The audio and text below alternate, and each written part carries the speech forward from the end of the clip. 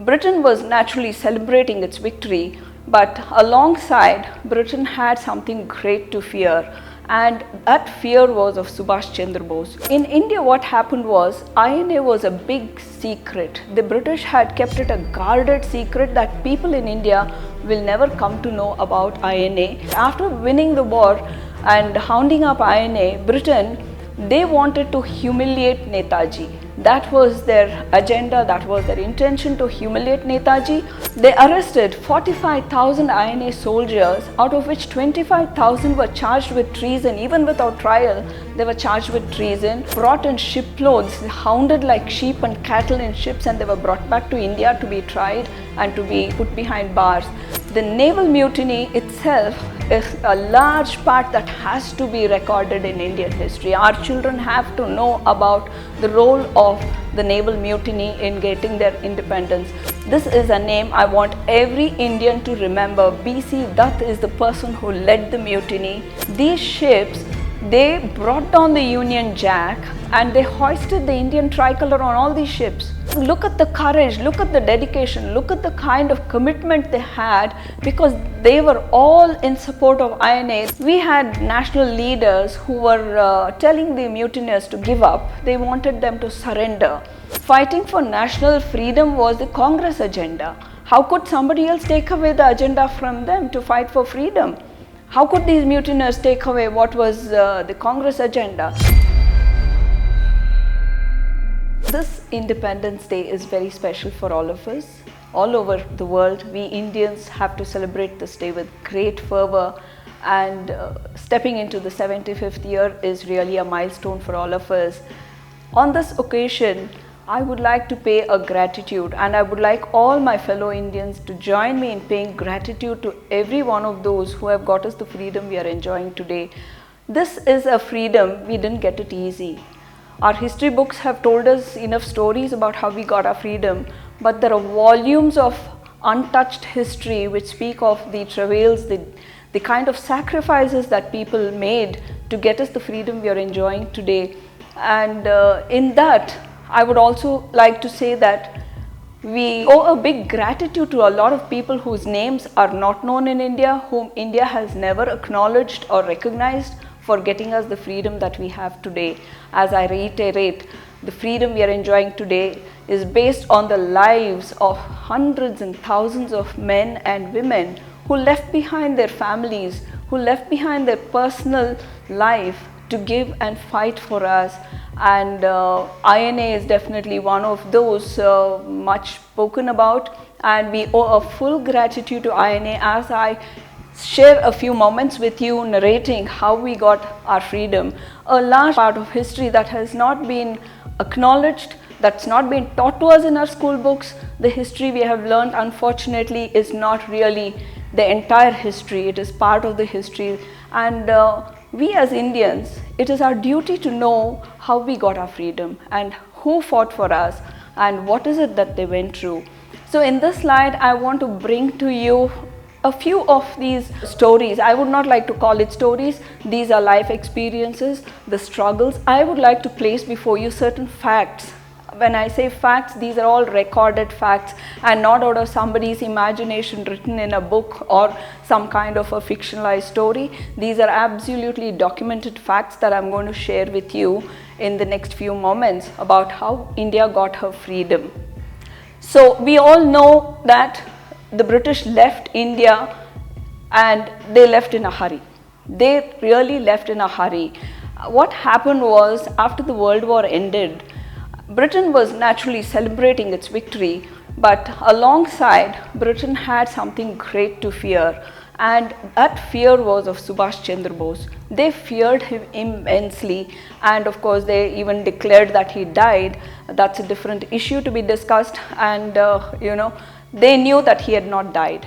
That is shown in many of the records and the correspondence that they have exchanged between London and the office in India. So after the World War ended, what happened was, Britain started celebrating their victory, and they started hounding up all the INA soldiers. entire bunch of them were they started hunting them all over Southeast Asia. And in India, what happened was INA was a big secret. The British had kept it a guarded secret that people in India will never come to know about INA. And in fact, what they propagated was falsehood and propaganda that Subhash Chandra Bose had joined the Japanese, they're going to come and attack India. So it was a false narrative that they kind of encouraged and forced a kind of fear into people's minds. So INA was Britain's best kept secret. Of course, they had supporters from within Indians also who actively supported them in this narrative, and that's a different discussion altogether.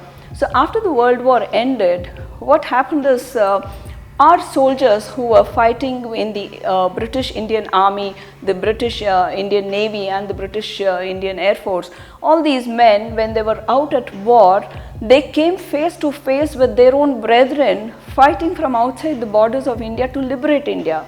This was a shocking revelation for them. Many of them abandoned the British Army and joined the INA, but these people came face to face with a different reality and started feeling, they started introspecting as to what are they fighting for. Here are their brethren fighting to liberate India from outside her borders, and these people are joining hands with the enemy to fight. So this was one part of it. After winning the war and hounding up INA, Britain, they wanted to humiliate Netaji. That was their agenda, that was their intention, to humiliate Netaji. So they announced the Red Fort trials, where all these INA personnel, and particularly they took 3 of them as to make an example out of, that's Gurbaksh Singh Dhillon, Prem Sehgal and Shahnawaz Khan. They wanted to try these people, and they even let loose the word that they're going to be hanged on Red Fort. These trials gained a lot of momentum. They arrested 45,000 INA soldiers, out of which 25,000 were charged with treason. Even without trial, they were charged with treason. Hundreds of them were killed in Calcutta secretly by the police. So this was the scenario. They were all brought in shiploads, hounded like sheep and cattle in ships, and they were brought back to India to be tried and to be put behind bars. So this information percolated into the rest of India. Alongside was our soldiers, our personnel from the Navy and the Air Force, who came back to India with stories of great valor of INA that they saw.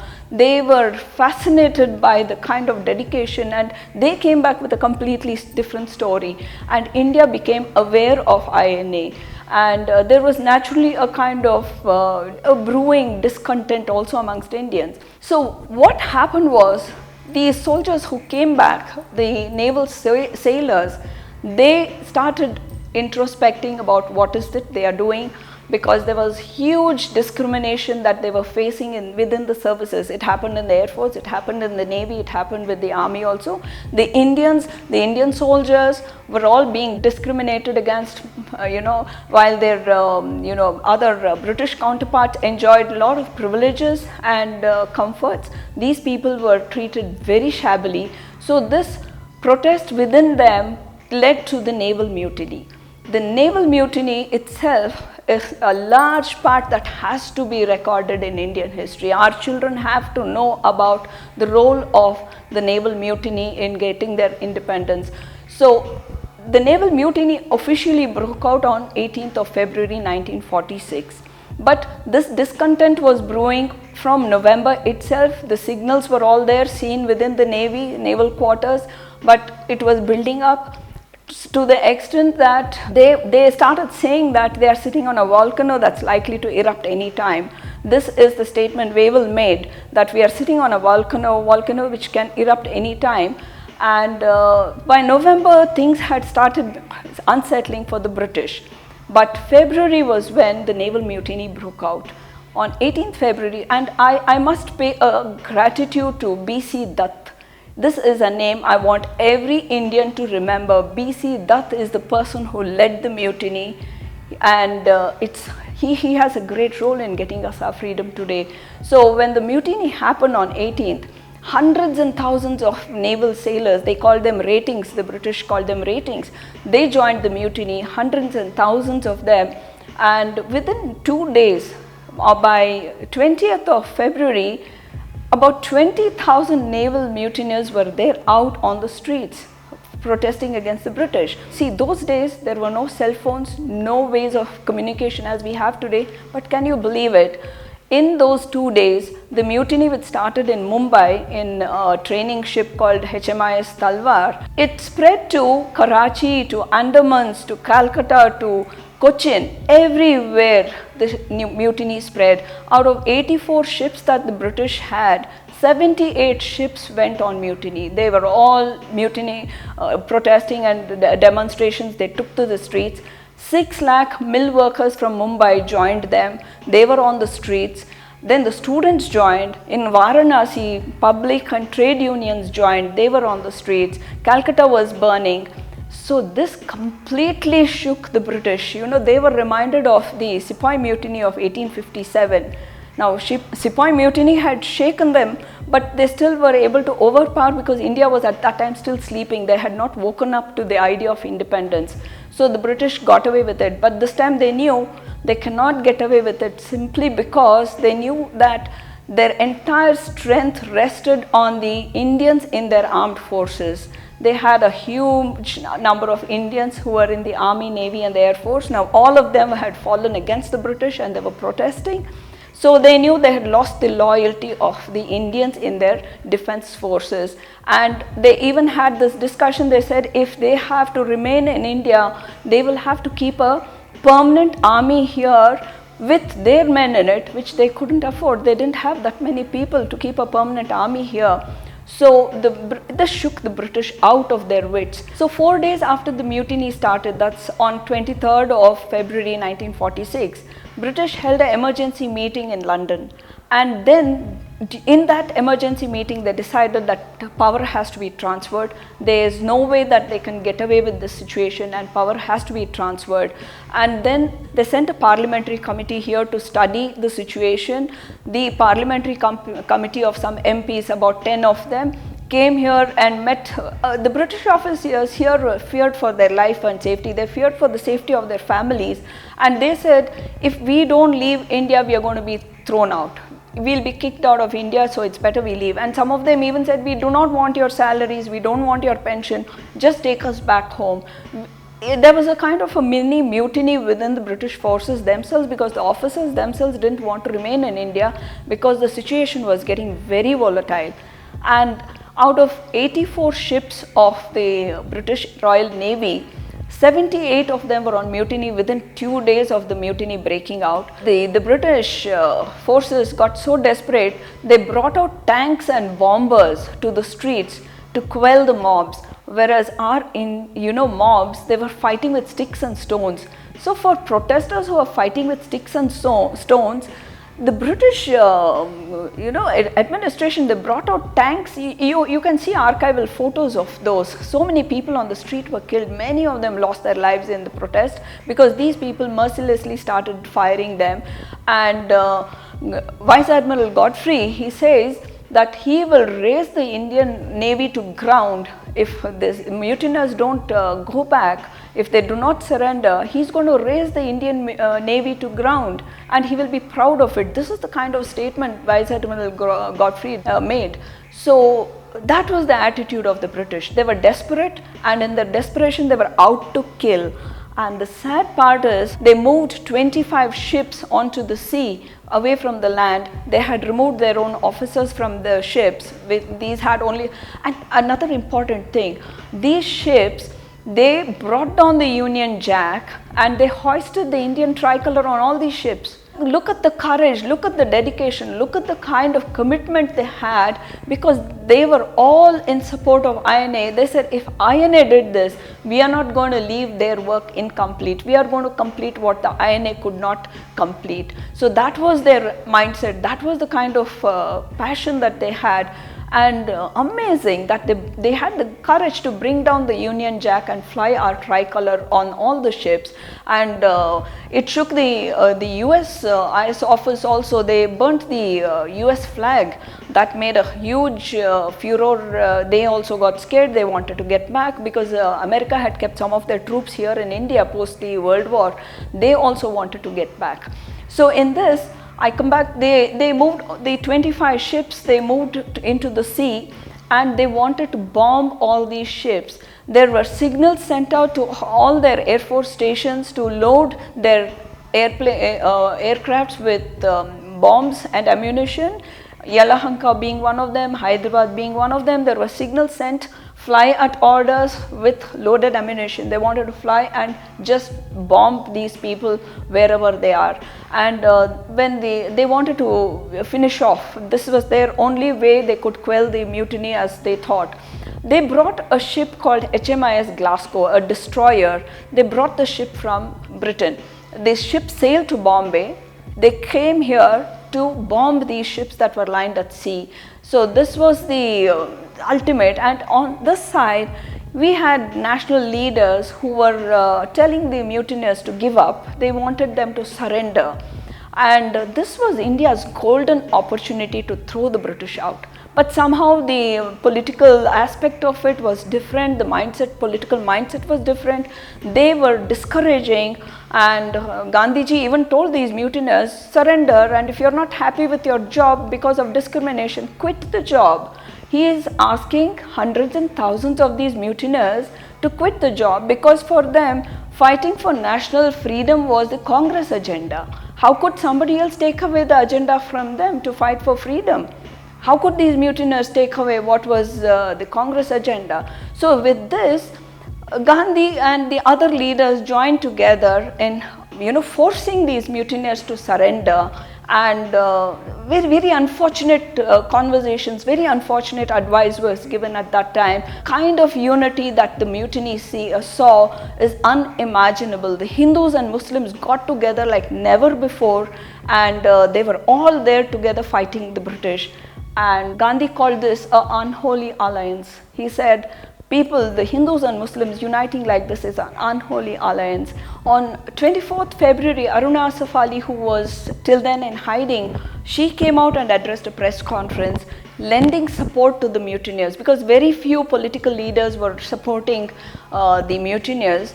And she came out and addressed a press conference, and she said the mutineers have to be supported because this is India's golden opportunity. This is where it has shaken the British out of their senses, and they have to be thrown out. This is the moment and we shouldn't lose it. So when she addressed the press conference, she even made a statement about regretting Gandhi's remarks like this. She was kind of felt it was very hurtful of Gandhi to tell these people to leave their jobs and go. How would they feed their families? How would they survive after the war, giving up a job just because it didn't suit certain people that they were protesting?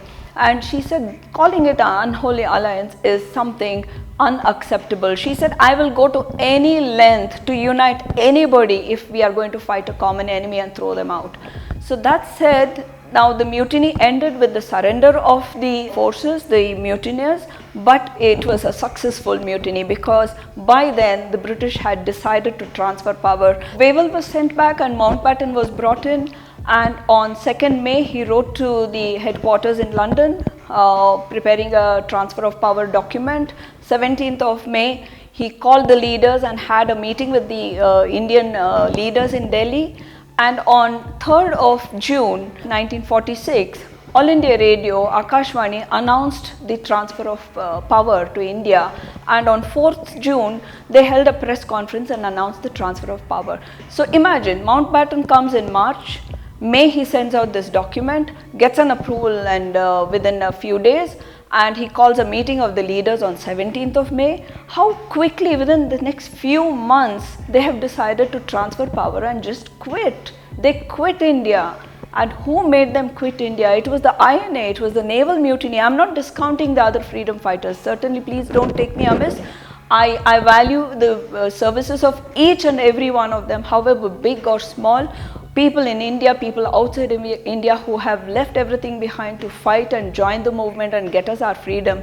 But what I am trying to record in this is also the efforts, also the critical efforts of many people unknown to us, unknown in India, who have got us the freedom we have got today. And I would also like to add a few sentences on what happened in Malaysia. After the Japanese surrendered and British occupied, The Indians in Malaysia were not unnerved at all by this occupation. They were emboldened, though they had lost the war, so to say. British had a victory parade there.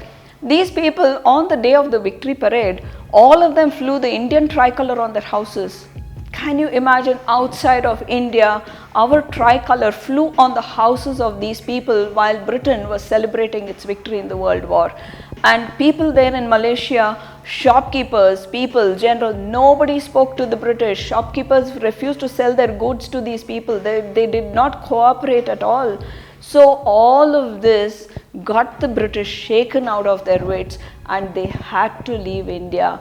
With this, I will pay my gratitude to each and every one of them in India, outside of India, anywhere in the world, who have given everything they had to get us the freedom. The freedom for me to sit here and I'm talking is because of all of them. Thank you all so much. My gratitude to every one of them. Jai Hind, Jai Bharat Mata.